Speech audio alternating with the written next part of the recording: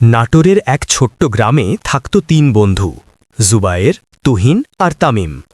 তারা ছিল একে অপরের খুব কাছের। স্কুলে যাওয়া, খেলাধুলা, এমনকি ছোট ছোট দুষ্টামি সবকিছুই তারা একসাথে করত। জুবায়ের ছিল খুব শান্ত ও বুদ্ধিমান, পড়াশোনায় সে সবসময় ভালো করত। তুহিন ছিল একটু দুষ্টু, কিন্তু তার মন ছিল খুব ভালো। আর তামিম ছিল সাহসী, যে কোনো সমস্যায় সে সবার আগে এগিয়ে আসত। একদিন বিকেলে তারা তিনজন মাঠে খেলছিল। হঠাৎ তুহিনের চোখে পড়ে একটা পুরনো ব্যাগ গাছের নিচে পড়ে আছে। কৌতূহল নিয়ে তারা ব্যাগটা খুলে দেখে, ভেতরে অনেক টাকা আর কিছু গুরুত্বপূর্ণ কাগজপত্র। তুহিন বলল, চলো আমরা এই টাকা দিয়ে মজা করি। কিন্তু জুবায়ের বলল, না, এটা ঠিক না, এটা কারো হারানো জিনিস, আমাদের ফিরিয়ে দেওয়া উচিত।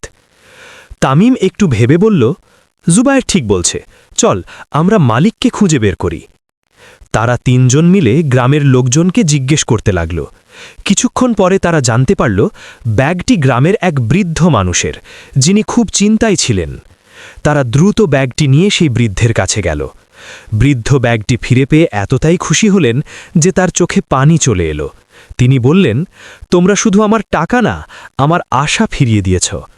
বৃদ্ধ তাদের পুরস্কার দিতে চাইলেন, কিন্তু জুবায়ের, তুহিন আর তামিম একসাথে বলল, আমরা কোনো পুরস্কার চাই না, আমরা শুধু সঠিক কাজটাই করেছি। সেদিন থেকে পুরো গ্রামে তাদের সততা ও বন্ধুত্বের কথা ছড়িয়ে পড়ে। তিন বন্ধু আরও শক্তভাবে একসাথে থাকার প্রতিজ্ঞা করল।